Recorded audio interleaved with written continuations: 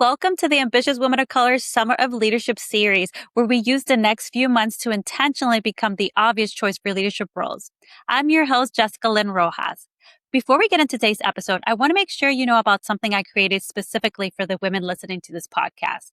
It's called the Paid and Promoted series, a free 5-day coaching experience for ambitious women of color who are doing great work but aren't seeing the leadership, opportunities, the recognition, or compensation they know they're capable of. And I want to be honest with you about why right now is actually the most important time to go through this. You see, most people think career growth happens during performance review seasons, but the conversations that shapes next year's opportunity are often happening right now during the summer. Review season is usually when those decisions get announced. The conversations that influence those decisions are often happening months earlier. The women who step into bigger opportunities next year are building towards them right now. That's exactly why I'm spending this summer doing the work alongside you. We're documenting our impact, building our leadership stories, and intentionally becoming the obvious choice for what's next together. So if you're ready to stop hoping somebody notices your potential and start intentionally becoming leadership material, head to the show notes and join us inside Paid and Promoted. Now let's get into today's episode. Hello and welcome to today's episode. I'm so excited that you're here. So today is part 3 of the Summer of Leadership series. So this week I was actually preparing for interviews and I expected to spend, afternoons practicing answers, running through scenarios, and thinking about what I was really going to say. But instead, I found myself doing something I didn't expect. I realized I wasn't preparing for an interview. I was actually arguing with my own leadership. Let me explain. So every story I pulled up, every moment I looked at, my brain would immediately say, that's just your job. Everyone has to do that. That's not leadership. That's just what needed to happen. And it made me a little frustrated because logically, I knew I've done good work this year. And I also knew I solved complicated problems. I knew I influenced leaders above me, and I have grown in so many different ways. But every time I looked at my stories, my brain just kept saying, well, that doesn't count. And after the 5th or 6th story, I finally stopped and asked myself something I hadn't done before. What am I actually waiting for leadership to look like? And I didn't have a good answer. And that's when something clicked. The biggest thing standing between women of color and leadership isn't lack of experience. It's that we've gotten so used to calling our leadership just doing our job that we stop to recognize it altogether. And that's what today's episode is all about. So if you've been following along in this entire series for the summer series, here's where we've been. So part 1 was about the proving trap. It's about how working harder and taking more and more and making yourself the person that everyone depends on can actually become the thing that's keeping you from moving up. And then part 2 was a personal one. So I share how I'm in the middle of an interview process myself in my company. And I talked about the difference between how I prepare now versus the last time I applied for a similar role and how I'm showing up different in this one. So part 3 today is where we get practical. It's not about interviewing or just preparing for interviews specifically. It's actually how do you build towards leadership? How do you start collecting evidence of who you are becoming when the moment comes when you do need this, so you're not trying to remember your value under pressure and you already have it. So you just have to learn how to see it. So let's talk about why women of color specifically dismiss their own leadership evidence the way that we do. Because we normalize our strength. When it comes easy, it doesn't feel like this is a strength or this is a competitive edge you have. It just seems like that's just who you are. And that the things you're naturally good at, they just stop feeling exceptional after you've been doing it over and over again because they just feel like something that you do. Something like system thinking because I was just organizing things. Or when you have executive communication, it just becomes like you're sending emails and updates. When you're influencing leaders above you, it just becomes like you're just talking to people. And then leadership becomes like, I'm just doing my job. We normalize the very things that make us valuable. And then when we walk into leadership conversation, we're wondering why we can't find strong examples. The examples are everywhere. We just haven't stopped to be able to see them as leadership because we've been doing them for so long, they just feel ordinary.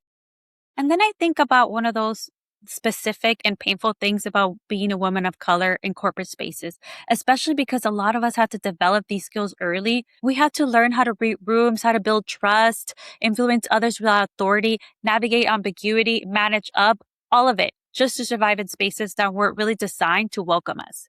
And now these skills are so integrated into how we move that we can't even see them as exceptional anymore. We've just been doing leadership for years. We just haven't been calling it that.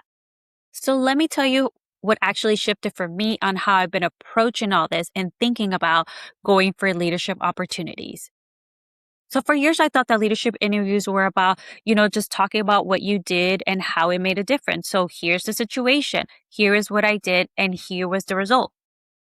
And then this week, I realized that that's not actually what they're looking for and how they're evaluating someone to see if they are a leader. They're not evaluating whether you can complete the task. I mean, everybody applying is good and everybody applying is able to complete the task. They're evaluating how you think, how you approach things, how you can step outside and see the whole picture, your systems thinking. Are you approaching things holistically, taking into account all the different players? Are you involving the right people? Are you making decisions? Are you influencing without authority? Are you communicating effectively? Do you have executive presence? They're evaluating all these things, not just can you do this task? Can you work in this industry? Can you fulfill those responsibilities? They're looking at how you are as a leader. And that's actually good news because it means that you don't have to find a lot of stories or just better stories. You have to learn how to tell your current stories that you already have from a leadership lens. So here's what I've been spending my time thinking about. And I think that this is going to really resonate with you. So I spent years believing that humility meant keeping things to myself, right? I thought that my work was good enough, that people would naturally see it, and I didn't have to over explain my reasoning or why I approached something that way. I just thought explaining my reasoning was like seeking validation, or I was overcomplicating things or making a bigger deal of something that I didn't need to be. And that belief made sense, based on how I grew up and what I was taught growing up. As women of color, we're taught to do the work and not make a big deal about it, to be humble, to let work speak for itself. And in a lot of cultures and families many of us come from, over explaining yourself, it comes across as you're trying to prove something that doesn't need to be proved. You're trying to, come across as like, oh, I'm smarter than someone. You taking up too much space, or you're just taking too long to arrive to like the decision. It's like the details and the information of like how you arrive there doesn't matter. So you learn to just deliver the answer and move on. But here's what nobody told us. Leadership isn't evaluating just your work. Leaders are evaluating your judgment. And if you spend your whole career being taught to hide your thinking and just deliver the result and keep moving, you're walking into leadership conversation missing the most important thing that they're looking for. Not just because you haven't done it, but because nobody taught you how to show that part of your job. Your thinking is the evidence that you're a leader. And once you really let that land, it's going to change everything for you. So here's what changed to me and how I'm preparing for my interviews and approaching it. So I stopped asking, what did I do in this situation? And I started asking within every question or every story I was thinking about, what does this teach someone about how I think? That question completely changed how I'm approaching my career growth, as well as how I coach my clients. And honestly, it's really changing how I see myself. Because when I started asking that question about the stories I had been dismissing, the ones my brain kept saying is just doing your job or that's not showing leadership, again, that's just you doing what you needed to do in this role. I wasn't just looking at what did I do, what did I accomplish. I was looking at everything that I noticed in that situation, what others didn't see, why I recommended what I recommended, what I understood about the situation underneath the surface problem. And I want to name that specific part because I think that that's a part that most people skip. So in the story structure that I'm using to prepare, there are several different parts. So first is context. So context is what was going on, what was I tasked with, what was the problem I was trying to solve, and then challenge, what made it complex. And then is a leadership read. So leadership read is like, what did I see that changed how I approach it? Like when I zoom out and look at all the moving pieces, what were the things that I was seeing, the patterns that I was observing, the things that other people were not seeing? And then action and influence. What did I create? What did I recommend? What did I clarify? What did I just influence? And then the outcome. What changed because of what we did or what I did? And then why does this matter? Like, that's really important because the why does this matter is showing based on my observation, why I approached it that way or why we went that direction. How did that actually support what we were trying to do or improve what we were trying to do? So it's just beyond just saying like the outcome because it is connected to the outcome, but it's saying because of this approach, we were able to achieve that, or because of what we saw here, we actually came up with a better solution that we originally thought. So I want to go back to the part that I called the leadership read. So that's where we answer the question that your resume never asks. What did you notice other people weren't noticing? What patterns did you recognize? What was my judgment about the real problem underneath? Why did I approach it this way instead of the more obvious way?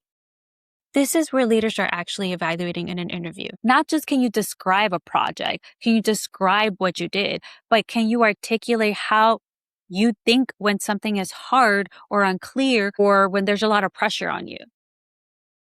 And no one really teaches women of color how to prepare this way. We're taught to describe what happened. We're not taught that explaining how we thought about it is what actually shows that we are leadership material and that that's evidence. So it's important to really sit through this one and think about, what does this teach somebody about how I lead? And that leadership read piece when preparing for these, storytelling is what really has helped me to be able to see that I'm not coming across as like, hey, I'm proving that I am capable of doing this work, but it's more like I am showing you the type of leader that I am. Let me walk you through a real story because I think that this is going to help you to be able to put it into context. So I'm going to keep it high level because, it involves work that's confidential and we want to keep that. But I think that this is going to help you to be able to put it into practice, right? So I was originally brought into this work as a consultant and I was supposed to be working in this space, providing strategic support, advice, and recommendations around regulatory and compliance, around what we were already doing in healthcare delivery, and being the consultant that was a subject matter expert in this space to be able to provide that kind of guidance and leadership to this team. And that was the scope. And over time, I noticed something. So without anyone saying it out loud, without any formal conversation, that things were shifting, my responsibilities were shifting. Everything that was coming through into this space landed on my plate. Every request was landing on me. Every escalation came to me. Every decision, every follow-up, every question. But the difference between this and what I normally do, was within my portfolio, is that this work was becoming more operational, more program management, which is not where my skill set is best used. First, I thought, okay, I guess this is just part of the work. Maybe this is how things are evolving in this space. But then I kept sitting with it and I'm like, I don't think this is sustainable because there is no one that actually is owning work in this space. And most importantly, what's going to happen long term when I'm not there, when I'm not the one that is, triaging everything, tracking everything, where I'm not the one solving everything. And the more that I sat with this, I was like, my skill set can be better used in other areas that actually need more system strategic thinking rather than just problem solving and operational. So what I did was I started just documenting everything that was coming in, and I built a way to categorize all the requests that were coming in so that we can clearly see who it belongs to, who should own this, and whether or not my team was supposed to either own this, or is this something we were influencing, or if this is something that was just providing information, or if this was something we redirected to some other team, or if this was something that was completely out of scope. I also worked with leadership to clarify ownership, and I created a more clear pathway so that when the work was coming in, it wasn't just landing on me by default. And I also managed up decision makers so that they can also be able to put some boundaries and set some expectations with other areas so that we would just be getting things that made sense for our team to be working on. I also started working on transitioning work that wasn't mine to own long term so that it didn't depend on me whether or not I was a consultant on this team for things to be moving smoothly. And here's the important part.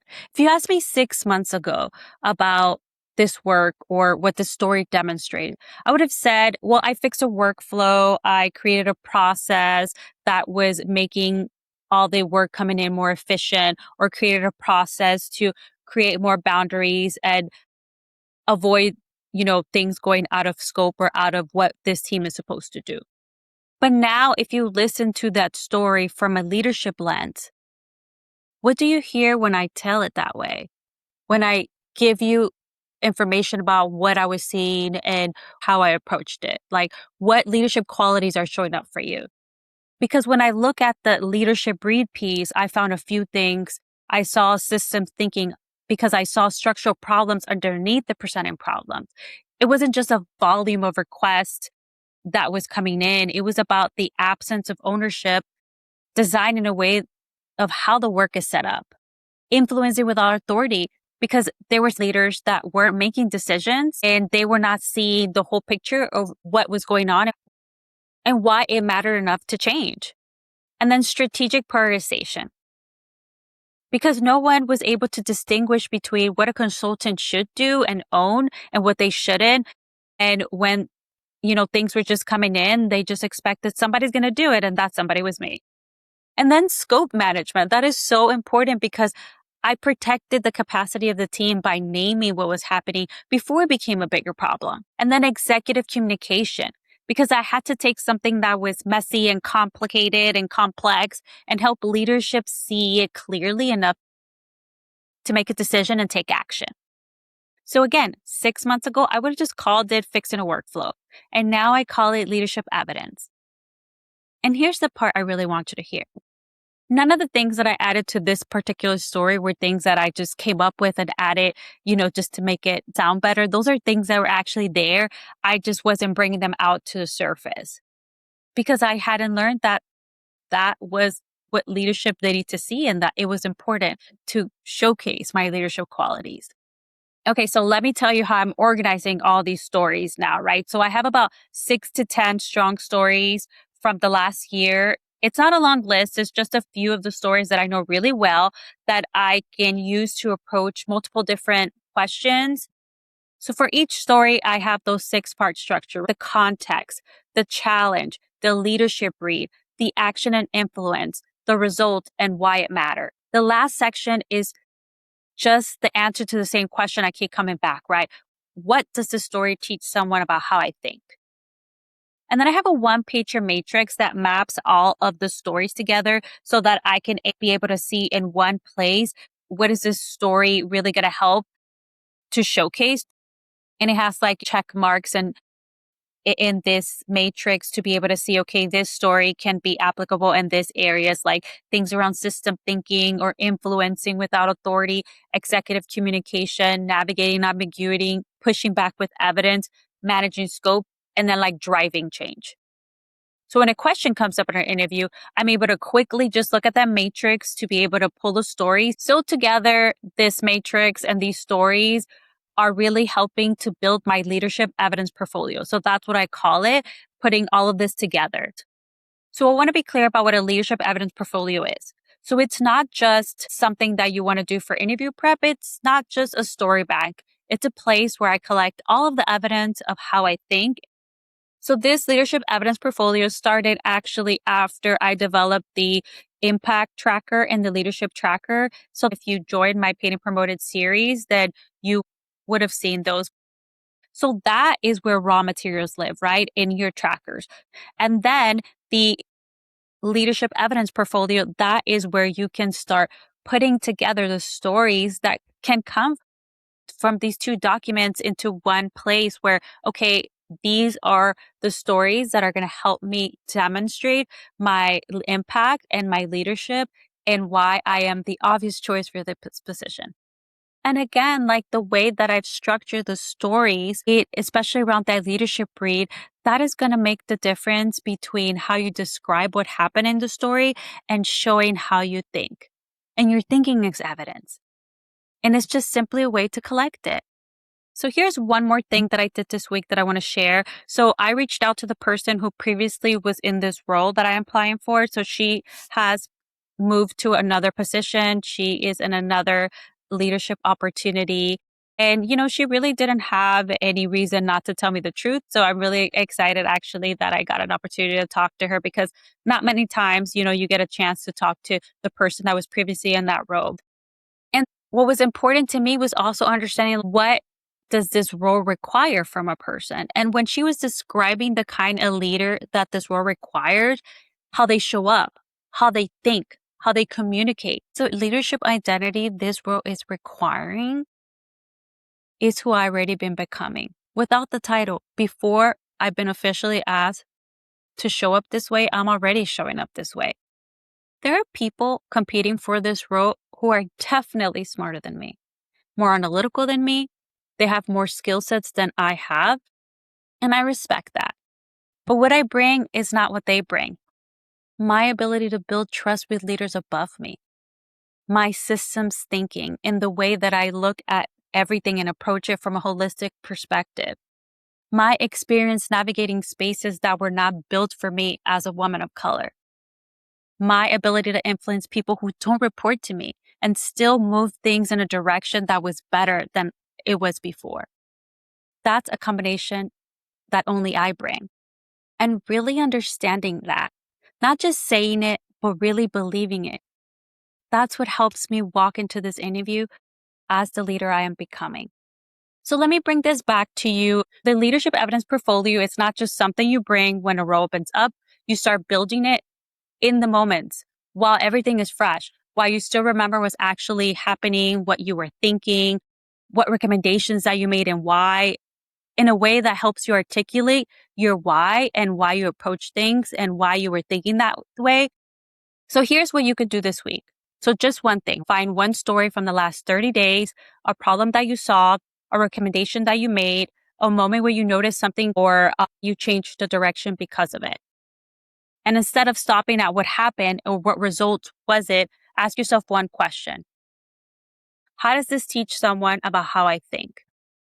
And write that down as your leadership brief for that story. That question is the difference between an accomplishment and leadership evidence. And once you start asking it, you'll be able to see your own leadership everywhere in all the things that you've done. Because the leadership was always there. You just have to normalize it.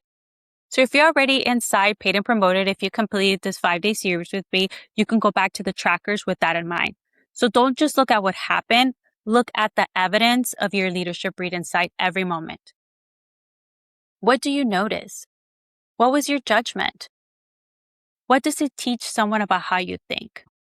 And if you haven't joined yet, you can join anytime. The link is in the show notes, and it's a free 5-day series. So this is where the Impact Tracker and Leadership Tracker live, and that's where you'll be able to develop your leadership evidence portfolio. I'm going to continue sharing this journey as it unfolds. The interview hasn't happened yet, and I don't know the outcome, but what I really want is for you to learn more about how I'm approaching this and how this is helping me have so many breakthroughs around my leadership and how this can help you prepare for your leadership opportunities. Because this is exactly what I'm doing with my clients too. And I'm coaching myself through the same things I coach them through. And I'm collecting my own evidence and I'm being the product of what I teach. And this week also changed how I'm holding all of it. I stopped asking, am I enough for this role or can I prove that I can do this role? And I started asking, do I have all the evidence that I'm already becoming that leader? Those two questions are different. One asks you to prove yourself, and the other one reminds you who you already become. The interview doesn't create the leadership. It simply just gives you an opportunity to showcase and explain the leader you've already become. Every system you help improve, every relationship you build, every moment you notice something no one else was seeing, that was all evidence. You just had to learn to see it that way. Thank you for being here with me today. See you next week. Before I let you go, I want to leave you with this. This summer isn't just about preparing for our next opportunity. It's about becoming the kind of leader people already trust before the opportunity ever opens up. The woman who communicates her value, who makes her impact visible, who influences decisions, who's already being experienced as leadership material. Because promotions don't just happen during performance review seasons. They're built in the conversations, the relationships, and the moments that happen long before anyone posts the job. That's exactly why I created Paid and Promoted. It's a free 5-day coaching experience where we'll spend this summer documenting our impact, building our leadership stories, and intentionally becoming the obvious choice for what's next. And I'm doing this alongside with you. As I continue to position myself for my own leadership opportunities, I'm using these same tools, asking myself the same questions, and practicing the same strategies I'm inviting you to practice. Because I don't want to just teach you this. I want this to be something we live together. And if you're ready to stop hoping somebody notices your potential and start intentionally building the career that you want, head to the show notes and join us in Sign Paid and Promoted. And if you're ready for more personalized support, send me a DM on Instagram at Jessica Lynn Rojas or book a sales call at jessicalynrojas.com/scheduling. Take care of yourself, career baddies. Vámonos.